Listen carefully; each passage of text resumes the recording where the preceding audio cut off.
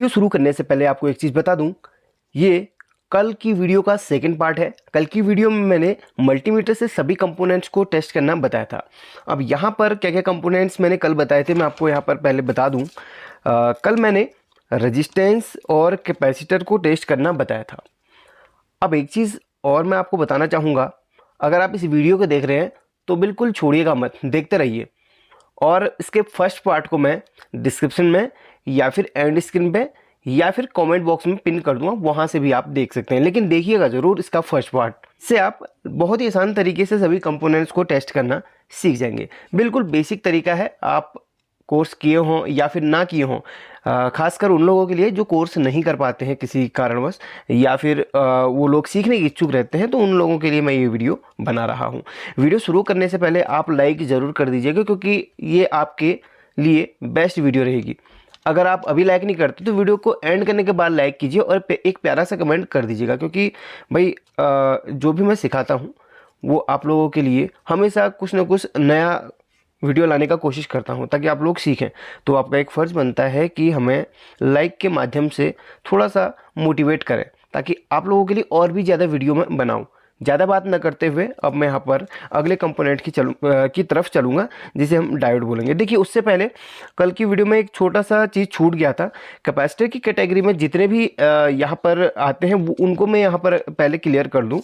देखिए, सर्किट में जो कैपेसिटर आप देख रहे हैं, ये तो इलेक्ट्रोलाइट कैपेसिटर की श्रेणी में आ गए, लेकिन कुछ कैपेसिटर हमारे पीएफ की श्रेणी में, कुछ कैपेसिटर हमारे पीएफ भी होते हैं। देखिए, ये सभी कैपेसिटर की ही कैटेगरी में आते हैं। अगर आपको नहीं पता है तो आप देख लो। एक ये वाला है, थोड़ा सा मैं और क्लोज करके दिखाऊं तो बेहतर तरीके से आप समझ पाएंगे। एक ये वाला है और एक ये वाला है, देखिए, जिसमें 104 लिखा हुआ रहता है, और एक ये वाला है। ज़्यादा कुछ नहीं करना है, उस कंपोनेंट के पास में लगा हुआ कोड देखना है। जैसे इसके नीचे क्या लिखा हुआ है, इसके नीचे लिखा हुआ है, एक सेकेंड, इसके नीचे हमारा चलिए यहाँ पर ढका हुआ है, कटा भी है, देखिए। तो इसके नीचे 104 पीएफ लिखा हुआ है। अगर यहाँ पर आपको साफ नहीं दिख रहा है तो आप इधर पे देख सकते हैं। ये देखिए 104 पीएफ, इसका मतलब है 104 पिकोफैरेड, 104 नंबर का पिकोफैरेड कैपेसिटर यहाँ पर लगना है। और ये दो टाइप के आते हैं, 104 नंबर के, एक इस टाइप पे भी आता है और इस तरीके के भी आते हैं, ठीक है, दो तरीके के मिलते हैं। तो यहाँ पर 224 पीएफ लगा हुआ। पीएफ का मतलब है पिकोफैरेड। कैपेसिटर की जो वैल्यू होती है वो माइक्रोफैरेड, पिकोफैरेड और नैनोफैरेड, इस पे डिनोट करी जाती है।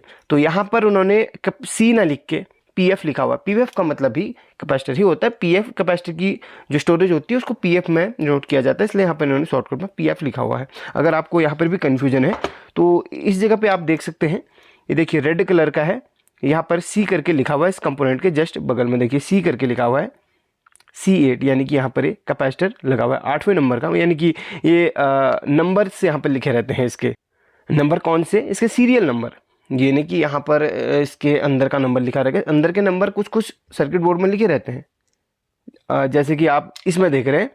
तो जैसे कभी कभी क्या होता है ना, हमारे सर्किट की रेजिस्टेंस जल जाती हैं, तो हमें पता नहीं रहता है कि भाई इधर पे कौन सी रेजिस्टेंस हमने डालनी है।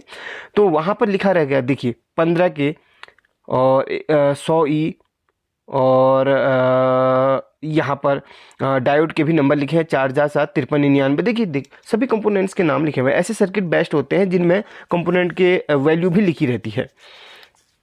फिलहाल आजकल तो सभी ऐसे ही सर्किट मिल रहे हैं, लेकिन कुछ कुछ सर्किट आजकल इस टाइप के भी आते हैं जिनमें कंपोनेंट की वैल्यू नहीं लिखी रहती है। चलिए, जो भी है, मैं आपको कैपेसिटर का बता रहा हूँ। तो अब जैसे यहाँ पर ये है, ये भी कैपेसिटर ही होता है। यहाँ पर इसके जस्ट नीचे आप देख सकते हैं C5, C6, और यहाँ पर देखिए ये भी एक कैपेसिटर ही है।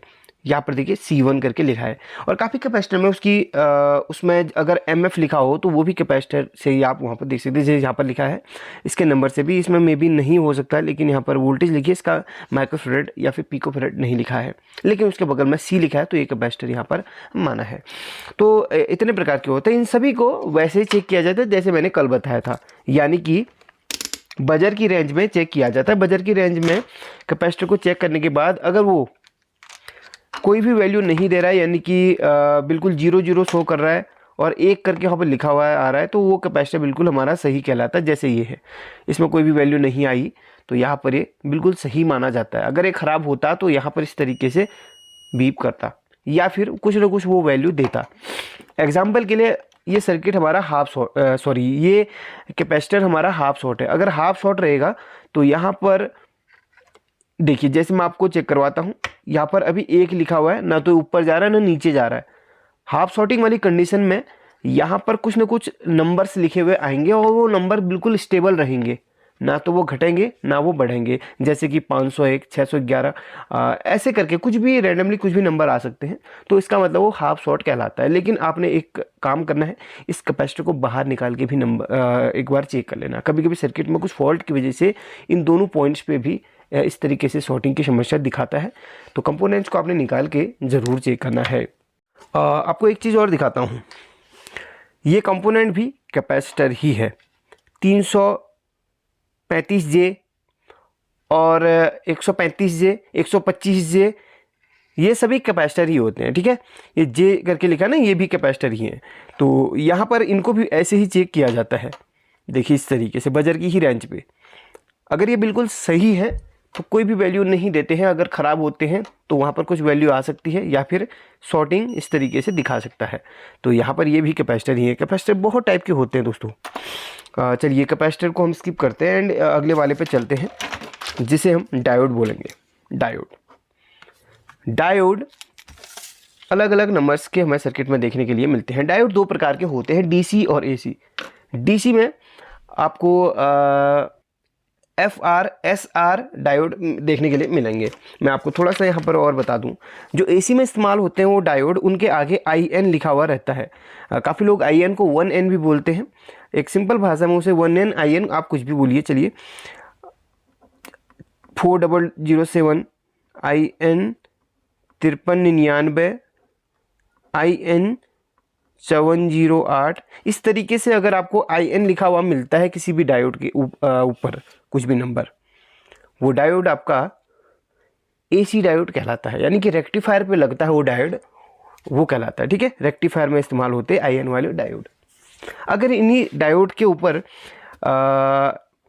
FR 107, 207, FR, SR, HEF और UR इस तरीके से लिखा हुआ मिलता है, तो वो डायोड आपकी DC में लग रही है। वो डायोड SMPS के सेकेंडरी सेक्शन में ट्रांसफार्मर के बाद में लगती है, जहाँ पर आपको आउटपुट वोल्टेज मिलती है उसके जस्ट पास में लगती है, जो आपका वहाँ फास्ट रिकवरी के काम पे आती है। रिकवरी स्विचिंग के काम पे बहुत ही तेज़ वहाँ पर वो आपको सिग्नल देती है, उसके लिए इस्तेमाल करी जाती है। इस पर एक डिटेल वीडियो मैंने बनाया है, उसको भी मैं सजेस्ट करूंगा आपको, या फिर आपको कमेंट बॉक्स में या फिर आपको डिस्क्रिप्शन में उसका लिंक मिल जाएगा। अब हम सिर्फ यहाँ पर टेस्टिंग की बात करेंगे। तो जैसे एक सर्किट मैंने ले लिया है, यहाँ पर कुछ डायोड्स लगी हुई है, आप देख सकते हैं। ये सभी रेक्टिफायर में इस्तेमाल होने वाली डायोड है, क्योंकि इसके ऊपर IN लिखा हुआ है। भले AC डायोड हो, भले DC डायोड हो, भले जेनर डायोड हो, डायोड की कैटेगरी में कुछ भी चीज़ें आती हैं तो वो आपकी बजट की रेंज में चेक होती है। या फिर वो LED हो, लाइट इमिटिंग डायोड, या फिर वो आपका फोटो डायोड हो, या फिर IR सेंसर हो, वो सभी बजट की रेंज में आते हैं। वो सभी डायोड की ही श्रेणी में आते हैं, ठीक है। उनको आपने ऐसे चेक करना है। डायोड के 2 लेग होती हैं। आपको मैं सर्किट से एक डायोड ओपन करके भी मैं दिखाना चाहूँगा, उसको भी टेस्ट करवाऊँगा। एग्जाम्पल के लिए मैंने एक डायोड यहाँ पर ले ली है। कभी भी डायोड की टेस्टिंग आप करते हैं तो आप रेड प्रोब को ब्लैक पट्टी की ओर को रखिएगा और ब्लैक प्रोब को ये सिल्वर पट्टी की ओर को, और डायोड का जो वैल्यू है सामने आपको दिखाई दे रहा है। ऐसे करके अगर बिल्कुल उल्टा करके इसको आप चेक करेंगे तो यहाँ पर अब कोई भी वैल्यू नहीं आएगा। ये सभी डायोड में अप्लाई होता है, डायोड कोई सा भी हो, भले जेनर डायोड क्यों ना हो। तो यहाँ पर अगर कोई भी वैल्यू दोनों तरफ से आने लगता है, एक तरफ से तो आपको वैल्यू मिलेगा ही मिलेगा। अगर आपको दोनों तरफ से वैल्यू मिलता है या फिर दोनों तरफ से आपको इस तरीके से शॉर्टिंग या फिर बीप साउंड सुनाई देता है, तो वो डायोड आपका बिल्कुल ख़राब है, पूरी तरीके से शॉर्ट हो चुका है। तो उस डायोड को आपने बदल देना ही बेहतर होगा। एक सेकेंड, एक डायोड और है मेरे पास, हो सकता है शॉर्ट हो। चलिए चेक करते हैं। यहाँ पर इसकी वैल्यू देखिए 237 के समथिंग आ रही है, और दूसरी तरफ से चलिए इसकी वैल्यू नहीं आ रही। एक चीज़ मैं आपको और बताना चाहूँगा, क्योंकि यहाँ पर अब ये डायोड की बात आई तो क्लियर कर दूँ। कभी कभी डायोड वीक भी पड़ जाते हैं, कमज़ोर पड़ जाते हैं। कमज़ोर पड़ने की वजह से वो वोल्टेज को ड्रॉप करने लगते हैं। तो ऐसी कंडीशन में आप सर्किट में कहीं भी फॉल्ट ना मिल रहा हो तो डायोड को चेंज करके भी देख सकते हैं। अगर आपको आउटपुट में थोड़ा सा गड़बड़ी लग रही हो तो एक बार आप आउटपुट में इस्तेमाल होने वाली डायोड को भी चेंज करके देख सकते हैं। तो ऐसी कंडीशन में डायोड को चेंज करने से भी आपका सॉल्यूशन हो जाता है। अब यहाँ पर बात करेंगे एक एलईडी की। एलईडी भी डायोड के ही कैटेगरी में आता है। जैसे ये एलईडी है मेरे पास, इसकी ये 2 लेग हैं समझ लीजिए। तो इसको हम चेक करेंगे, एक तरफ से वो चलेगा और एक तरफ से नहीं चलेगा। देखिए एक तरफ से एलईडी चल रहा है हमारा, देखिए, और वहाँ पर वैल्यू देखिए उसी हिसाब से आ रही है, क्योंकि ये भाई मल्टी कलर में है तो जल रही बुझ रही, इसलिए वहाँ पर वैल्यू स्टेबल नहीं है इसकी। देखिए ये देखिए एलईडी, और दूसरी तरफ से वहाँ पर बिल्कुल तरफ से ये नहीं जलेगी, वहाँ पर वो वैल्यू दिखा रहा है। बट इससे कोई मतलब नहीं है। एलईडी को हम सिंपल इस तरीके से चेक करते हैं। काफ़ी एलईडी एक तरफ से जल जाती है और एक तरफ से वैल्यू नहीं देती है। मैं एक बार इस वाली एलईडी में चेक करना चाहूँगा। देखिए ये भी मल्टी कलर में ही है, वैसे ये तो ख़राब है, इसको चेक करके कोई फ़ायदा ही नहीं होने वाला, ये तो ख़राब है। ख़राब वाली एलईडी नहीं वर्क करेगी। तो ये मैंने आपको डायोड का बता दिया। एक बार मैं इन सभी डायोड को सर्किट में लगे लगे चेक करके आपको दिखाना चाहूँगा।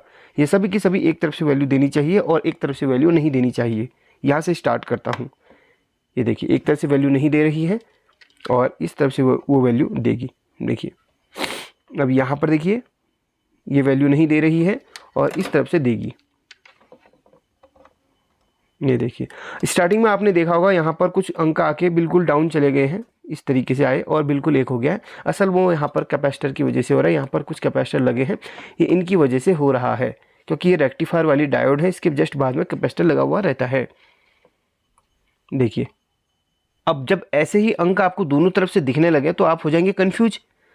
तो ऐसी कंडीशन में आपने फिर डायोड को निकाल के चेक करना है। ठीक है, डायोड को निकाल के चेक करना है, लेकिन डायोड को एक तरफ से चेक करने पर आपको यहाँ पर वैल्यू दिखा।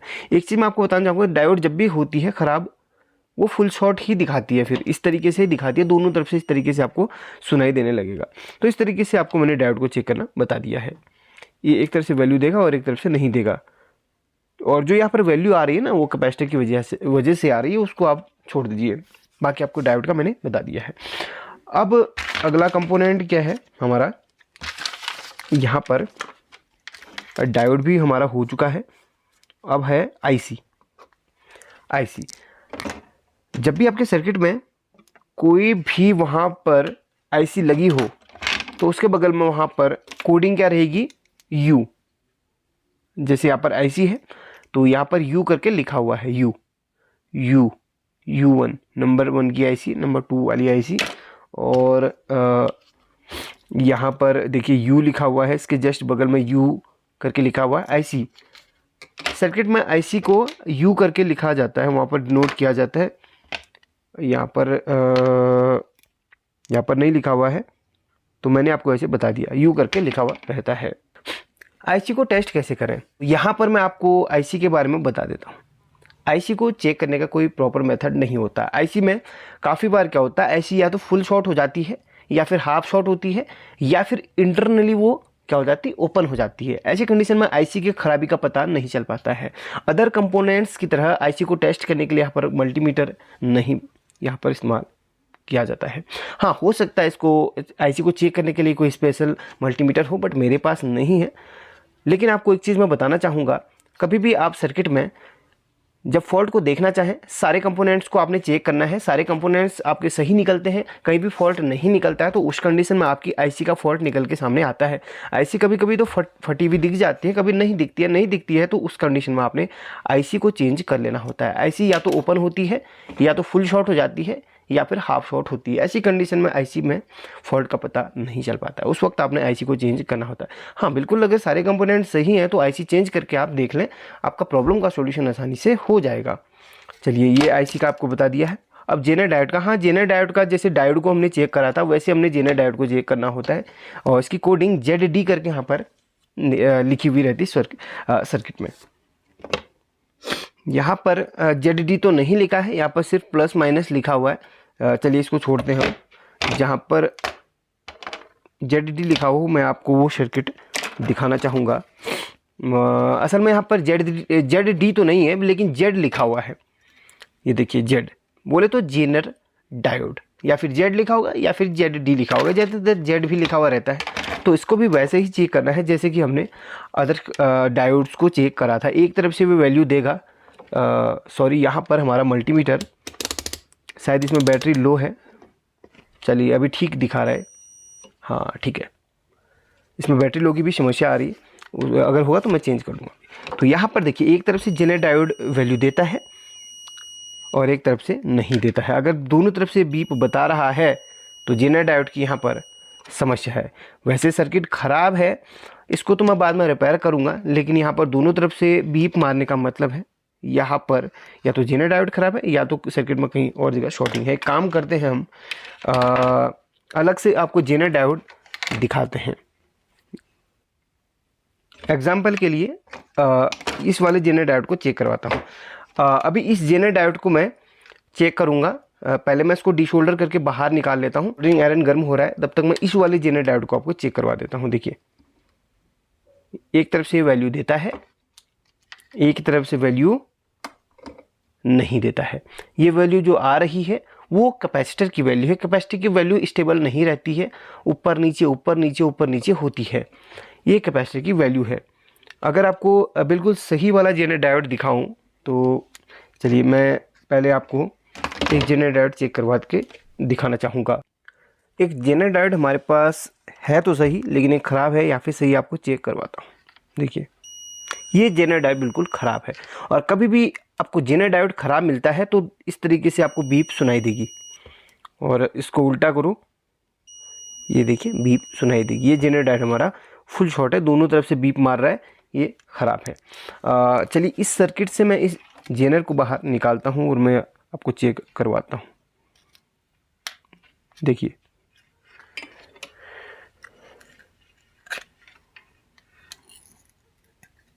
इसमें हमने जेनर को बाहर निकाल लिया है। इसकी एक लेग उठा दें बस, नो प्रॉब्लम। अब चेक करते हैं। देखिए ये देखिए एक तरह से वैल्यू कुछ भी नहीं दे रहा है और इधर से वैल्यू दे रहा है। ये जेनर डायोड बिल्कुल सही है। देखिए इस पॉइंट में जो शॉर्टिंग आ रही है वो आगे किसी और कंपोनेंट की शॉर्टिंग की वजह से, कंपोनेंट ख़राब होने की वजह से शॉर्टिंग मिल रही है। तो कंफर्म कर लिया हमने जेनर डायोड इसमें सही है, क्योंकि जेनर डायोड को उठा के कोई भी यहाँ पर शॉर्टिंग नहीं मिल रही है। तो फिर अदर शॉर्टिंग जो भी होगी वो तो हम बाद में चेक करेंगे। फिलहाल यहाँ पर हम इसको छोड़ के अदर कंपोनेंट्स की तरफ को चलते हैं, क्योंकि इसका रिपेयरिंग का अगर वीडियो जो आपको चाहिए तो बिल्कुल कमेंट कीजिए, सेपरेट में वीडियो उसका दे दूँगा। अब चलते हैं हम ट्रांजिस्टर की ओर, जिसे सर्किट में क्यू करके दिखाया जाता है या फिर डिनोट कराया जाता है। एक सर्किट यहाँ पर है हमारे पास, इसमें देखिए क्यू करके लिखा हुआ है। असल में ये एडजस्टेबल जेनर है TL431, वो है ट्रांजिस्टर की शेप में वो, तो इसलिए वहाँ पर उसको क्यू करके दिखा दिया है। अब उसको चेक कैसे करें, इसके जस्ट नीचे 3 लेग यहाँ पर आप देख सकते हैं। ट्रांजिस्टर में 3 लेग होती हैं, बेस, कलेक्टर एंड अमीटर। वैसे ट्रांजिस्टर को चेक करने के लिए मल्टीमीटर में यहाँ पर ए ऑप्शन मिलता है, लेकिन इसमें ट्रांजिस्टर की HFE वैल्यू आती है। अगर ट्रांजिस्टर ख़राब है या फिर सही है, इसको चेक करना है तो बजर की रेंज पे आप रखेंगे। इस तरीके से बजर की रेंज पे इसको रख लिया है, और ट्रांजिस्टर की तीनों लेग में हमने इस तरीके से चेक करना है। इस तरीके से यहाँ पर भी शॉर्टिंग आ रही है, क्योंकि सर्किट में शॉर्टिंग आ रही है, इसको हम रखते हैं साइड पे। इस सर्किट को लेते हैं, क्योंकि उस सर्किट में जब तक वो सर्किट रिपेयर नहीं होगा तब तक वो शॉर्टिंग दिखाएगा ही दिखाएगा। इस वाले सर्किट में आपको दिखाता हूँ, ये ट्रांजिस्टर लगा हुआ है इस पर। देखिए ये देखिए इसमें कोई भी इस तरीके से शॉर्टिंग नहीं आ रही। अगर शॉर्टिंग मिल रही है तो वो ट्रांजिस्टर ख़राब है। शॉर्टिंग का मतलब है इस तरीके से बीप। ट्रांजिस्टर में ऐसा नहीं आना चाहिए किसी भी तीनों लेग में। ऐसा करता हूँ मैं, एक अलग से ट्रांजिस्टर आपको दिखाता हूँ खोल के, ठीक है। ये देखिएगा एक ट्रांजिस्टर यहाँ पर मैंने इसको चेक करना है। तो इसकी 3 लेग हैं। अगर कोई आपका इसकी लेग का पूरा डिटेल चाहिए, बेस कलेक्टर मीटर कौन सा है और यहाँ पर टोटल इसके बारे में पूरा जानना है, तो या फिर किसी भी कंपोनेंट के बारे में आपने जानना है, तो गूगल पे उस कंपोनेंट का नंबर लिख लीजिए और आगे पिन आउट लिख लीजिएगा। ठीक है, जैसे इस ट्रांजिस्टर के ऊपर BRD 965 लिखा हुआ है, तो वैसे ही आपने BRD 965 पिन आउट लिख लेना है। तो उसके बारे में पूरी डिटेल आपको गूगल में मिल जाएगी, कौन सी पिन बेस है, कौन सी कलेक्टर है, कौन सी एमीटर है। ये बहुत ही सरल तरीका है आपको उस कंपोनेंट के बारे में पूरा जानने का, और ये क्या काम करता है वो सब बताएगा। तो एक लेग में मैंने यहाँ पर लगा लिया है और दूसरी लेग में आपको दिखता हूँ। ये देखिए, ये बीप आ रही है ना, तो ये ट्रांजिस्टर हमारा ख़राब है। ये देखिए, तीनों लेग इसकी शॉर्ट है आपस में, उल्टा सीधा कैसे भी चेक कीजिए ये शॉर्ट है। अगर ट्रांजिस्टर बिल्कुल सही रहता है तो इस तरीके से शॉर्टिंग नहीं आती है। जैसे कि एक छोटा सा और मैं आपको दिखाता हूँ, जैसे मैंने उधर दिखाया था इधर भी दिखा दूँ। ट्रांजिस्टर है, ये इसकी 3 लेग है। ये देखिएगा, तीनों में किसी में भी आपस में शॉर्टिंग आपको नहीं मिलेगी, बिल्कुल फ्रेश है। तो ये ट्रांजिस्टर की इस तरीके से सही या ख़राब की पहचान करी जाती है। ख़राब वाला बीप देगा या फिर शॉर्टिंग देगा, और सही वाला कोई भी शॉर्टिंग नहीं देगा। अब हम अगले वाले कंपोनेंट की बात करते हैं, ट्रांसफॉर्मर। ट्रांसफॉर्मर में 2 वाइंडिंग होती है, एक प्राइमरी होती है और एक सेकेंडरी होती है। जैसे कि ट्रांसफॉर्मर है, ट्रांसफॉर्मर को आउटपुट के हिसाब से डिज़ाइन किया जाता है। ठीक है, आउटपुट के हिसाब से डिज़ाइन किया जाता है। ये तो SM ट्रांसफॉर्मर है। इसके साथ मैं आपको दूसरा ट्रांसफॉर्मर दिखाऊंगा जो कि हम सर्किट में इस्तेमाल करते हैं, जो हम होम थिएटर पे इस्तेमाल करते हैं या फिर एम्पलीफायर में इस्तेमाल करते हैं। चलिए पहले ये वाले ट्रांसफॉर्मर का दिखाऊं। इसको जस्ट उल्टा करेंगे तो यहाँ पर इस ट्रांसफॉर्मर की 4 लेग हैं, 1 2 3 4। प्राइमरी में 4 लेग और सेकेंडरी में हमारी 1 2 3 4 5 लेग हैं। 5 लेग हैं और 2 ग्राउंड की हैं, और 2 ग्राउंड की हैं। इसमें 2 ग्राउंड की जो हो कैपेसिटर के नेगेटिव से जुड़ी हुई रहेंगी और बाकी आउटपुट वोल्टेज के लिए है। यहाँ पर हमें आउटपुट में बहुत सारी वोल्टेज मिल रही है। तो यहाँ पर जो आउटपुट हमें मिल रहा है इस ट्रांसफॉर्मर से वो मिल रहा है 5 वोल्ट, 12 वोल्ट और 24 वोल्ट।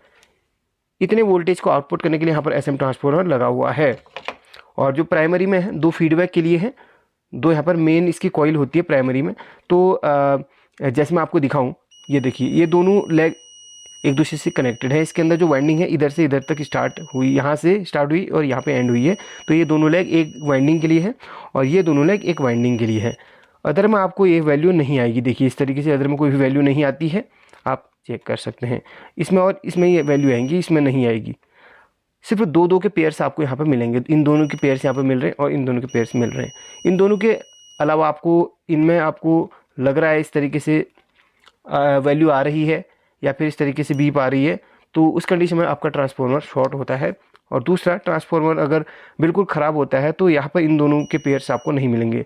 ऐसे करके यहाँ पर कोई भी वैल्यू नहीं आएगी और इन दोनों में कोई भी वैल्यू नहीं आएगी। आउटपुट में देखेंगे, आउटपुट में सारे एक दूसरे से अटैच होंगे। देखिए आउटपुट में सभी एक दूसरे से अटैच होते हैं। आउटपुट का यहाँ पर पता नहीं, SM ट्रांसफॉर्मर में अंदाज़ा नहीं चल पाता है। लेकिन आपको प्राइमरी में ही ज़्यादा फॉल्ट देखने के लिए मिलेगा। जो मैं आपको बताया था ना, ये 4 लेग का, वो आप ध्यान दीजिए। अब यहाँ पर इस वाले ट्रांसफॉर्मर का दिखाता हूँ। ये होम थिएटर में लगने वाला 12 वोल्टेज का ट्रांसफॉर्मर है। और इस ट्रांसफॉर्मर में इनपुट के लिए यहाँ पर ये इस्तेमाल करा गया है, आउटपुट के लिए इन तीनों को इस्तेमाल किया गया है। ये 12 को आउटपुट करता है, यानी कि 12 वोल्ट, 0 वोल्ट और 12 वोल्ट। अगर आपको 24 वोल्ट चाहिए तो इन दोनों से आप 24 वोल्ट ले सकते हैं। 12 गुणा 12 धन 12 बराबर 24 वोल्ट। ये तो सब बहुत बड़ा गणित है, अगर आप कहेंगे तो मैं आपको बता दूंगा। फिलहाल मैं आपको यहाँ पर बता देता हूँ ये ख़राब है या फिर सही, ये आप कैसे पता कर सकते हैं। देखिए यहाँ पर आउटपुट, इसका प्राइमरी और सेकेंडरी भी आपको मैं बता दूंगा। काफ़ी सारे ट्रांसफॉर्मर 2 और 2 4 तार वाले होते हैं, उनका कैसे पता करें वो भी मैं आपको बता दूंगा। पहले हम यहाँ पर सही या ख़राब की पहचान करेंगे। पहले हम किसी भी 2 वायर में जो एक साइड को हैं उनमें हम इस तरीके से टच करते हैं। बजर की ही रेंज में ये भी चेक होगा। इस तरीके से आपको वहाँ पर बीप मिलेगी। बीप मिलती है या फिर कोई भी वैल्यू वहाँ पर आ रही है तो वो ट्रांसफॉर्मर आपका सही है। उसकी जो प्राइमरी वाइंडिंग है बिल्कुल सही है या फिर सेकेंडरी वाइंडिंग सही है। या तो बीप सुनाई देगी या तो आपको वहाँ पर कुछ वैल्यू दिखाई देगी। अगर वैल्यू दिखाई दे रही है या फिर इस तरीके से बीप सुनाई दे रही है तो वो ट्रांसफॉर्मर की एक तरफ की वाइंडिंग सही है। बीप नहीं आ रही है, वैल्यू भी दिखाई दे रही है तो चलेगा। दूसरी तरफ को चेक करेंगे और एक मैं पीले को अटैच कर लिया है और पीले के साथ हम काले को अटैच कर लेंगे। देखिए यहाँ पर बीप आ रही है और वैल्यू कुछ भी आएगी, ठीक है, बीप आ रही है, ये देखिए और ये देखिए, यानी कि पूरी हमें रीडिंग मिल रही है। इसका मतलब हमारा ट्रांसफार्मर की प्राइमरी एंड सेकेंडरी दोनों सही है। अब हम पता कैसे करें भी प्राइमरी और कौन सी है, सेकेंडरी कौन सी है। जो कोई भी दो वायर हैं जिनमें हम चेक कर रहे हैं रीडिंग, उसकी वैल्यू या फिर यहाँ पर रेजिस्टेंस हमें ज़्यादा आ रहा है तो वो प्राइमरी होती है। इनके मुकाबले हमें जिसमें ज़्यादा मिलता है, जिन दो वायर पे आपको ज़्यादा रेजिस्टेंस या फिर ज़्यादा वहाँ पर अंक यहाँ पर सामने दिखा रहा है तो हमारी वो प्राइमरी की कहलाती है। जैसे इसमें 124 आपको दिखा रहा है तो ये प्राइमरी की है। और इनमें अगर 124 से ज़्यादा दिखाएगा तो ये प्राइमरी की कहलाएंगी, लेकिन इनमें इतना नहीं दिखाएगा, इनमें बहुत कम दिखाएगा। सेकेंडरी में बहुत कम वैल्यू दिखाता है, जैसे कि मैं आपको दिखाना चाहूँगा। ये देखिए सेकेंडरी में बहुत कम वैल्यू दिखाता है, देखिए 2 या 3 ओम्स करीब दिखा रहा है इस तरीके से। ये देखिए जो प्राइमरी होती है उसमें आपको 50, 60, 70, 80 से ऊपर दिखा सकता है। जिन दो तारों की रेजिस्टेंस आपको ज़्यादा वहाँ पर मिलता है वो प्राइमरी वाइंडिंग कहलाती है। तो अगर इनमें कोई भी वैल्यू नहीं आ रही है या फिर कोई भी वहाँ पर बीप साउंड नहीं आ रहा है तो वो ट्रांसफार्मर आपका बिल्कुल ख़राब होता है। ये रहा हमारा ट्रांसफार्मर का, ये भी बता दिया है। अब कॉइल का बताते हैं, उसके बाद वेरिएस्टर का बता देते हैं। उसके बाद अगर आप रिक्वेस्ट करेंगे तो बहुत सारी जो कंपोनेंट्स छोटे मोटे और भी होते हैं उनके बारे में भी मैं बता दूंगा, वरना वीडियो तो ये मुझे लगता है कि लंबी हो ही रही है। सीख लीजिए, कोई बात नहीं, सीखने में समय का कोई वो नहीं था। हाँ, कॉइल सर्किट में कॉइल बहुत टाइप की होती है, कल मैंने आपको दिखाया भी था। ये देखिए कॉइल के बारे में एक डिटेल वीडियो मैं बना चुका हूँ, उस पर मैं आपको सजेशन दूंगा, उस वीडियो को जरूर देख लेना। यहाँ पर टेस्टिंग का बता रहा हूँ। ये कॉइल है, कॉइल की 2 लेग होती हैं और कॉइल में हमेशा एक यहाँ पर जो मेटल है, मेटल के बाहर पे कॉपर की वायर को लपेटा हुआ रहता है। कुछ कॉइल आपको इस तरीके से खुले मिलेंगी और कुछ कॉइल आपको पैक मिलेंगे, आपको मैं दिखाऊंगा। कॉइल की 2 लेग में आपको बजर की ही रेंज में चेक करना है, ठीक है, कॉइल को भी बजर की ही रेंज में चेक करना है। कॉइल की 2 लेग हैं, इनमें इस तरीके से आपको वैल्यू दिखाई देगी कॉइल पे। ये अगर ऐसी कॉइल पे मिलता है तो ये कॉइल हमारी बिल्कुल सही है। अगर कॉइल पे वैल्यू नहीं आ रही है, बीप नहीं आ रही है, तो कॉइल हमारी ख़राब है या फिर ओपन हो चुकी है। आप कंफ्यूज हो रहे होंगे, बीप किसी में आ रही है किसी में नहीं आ रही। ये आपने अगर वीडियो ध्यान से देखी होगी ना, आप सब कुछ समझ गए होंगे। कॉइल में बीप आनी चाहिए, डायोड में बीप नहीं आनी चाहिए, ट्रांजिस्टर में बीप नहीं आनी चाहिए। बीप किस किस में आनी चाहिए आपको अच्छी तरीके से मैंने बता दिया है, इसलिए आप बिना स्किप किए कभी वीडियो देख लेना, आप सब कुछ समझ जाएंगे। तो ये कॉइल अगर सही रहेगी तो यहाँ पर इस तरीके से वैल्यू आएगी। ये कॉइल बिल्कुल सही है। कॉइल एक और टाइप की यहाँ पर लगी हुई है, ये देखिए। और कॉइल पे हमेशा आपको क्या मिलेगा, एल लिखा हुआ मिलेगा। कॉइल के जस्ट पास में एल लिखा हुआ मिलेगा। ये देखिए कॉइल के नीचे आपको एल लिखा हुआ मिलेगा, जैसे यहाँ पर भी लिखा हुआ एल करके ये। और यहाँ पर ये भी कॉइल है, ये देखिए एल। ट्रांसफार्मर की तरह दिख रही है लेकिन ये ट्रांसफार्मर नहीं है, ये है कॉइल। ये 2 कोर वाली है, एक ये है और एक ये है। और ट्रांसफार्मर के पास में आपको टी लिखा हुआ मिलेगा, ठीक है, ट्रांसफार्मर के पास टी लिखा हुआ मिलेगा, ट्रांजिस्टर के बगल में क्यू लिखा हुआ, कॉइल के बगल में एल लिखा हुआ मिलेगा। तो ये जो है ये भी कॉइल है। इसको आप अगर खोलें तो इसके अंदर पूरा ये कॉपर की आपको टर्न मिलेंगे। तो देखिए ये कॉइल इस तरीके से सही है और यहाँ पर इस तरीके से वैल्यू दिखा रही है। तो ये कॉइल रह गई। अब हम बात करेंगे वेरिस्टर की, वीआर। जो आपके एलईडी बल्ब के सर्किट में इस तरीके से कंपोनेंट लगे हुए मिलते हैं। ऐसे आपको कुछ देर पहले मैंने दिखाए थे ना, जिनको मैंने क्या बोला था, कैपेसिटर बोला था। असल में कैपेसिटर नहीं है, वो वाले कैपेसिटर थे। ये नीले हैं, ये कैपेसिटर है और ये है वेरिस्टर। अगर इनके शेप की बात करें तो ध्यान से देखें, इनका और इनका शेप बहुत ही ज़्यादा अलग है। ध्यान से देखें तो देखिए कितना अंतर है। बने बिल्कुल एक ही तरीके से है और कलर भी एक ही जैसा है, लेकिन शेप थोड़ा सा अलग है। और शेप के बाद इनके नंबरों पे बात आती है। इनमें नंबर लिखे हुए रहते हैं, या फिर सर्किट बोर्ड में अगर ये कहीं पे लगे हुए रहेंगे तो वहाँ पर MOV ZOV या फिर VR लिखा हुआ मिलेगा। इस तरीके से VR लिखा हुआ मिलेगा और इसके ऊपर नंबर कुछ इस तरीके से लिखे रहते हैं, 561 के, 511 के, 411 के, 461 के। तो ये हमारा वेरिस्टर की वैल्यू होती है।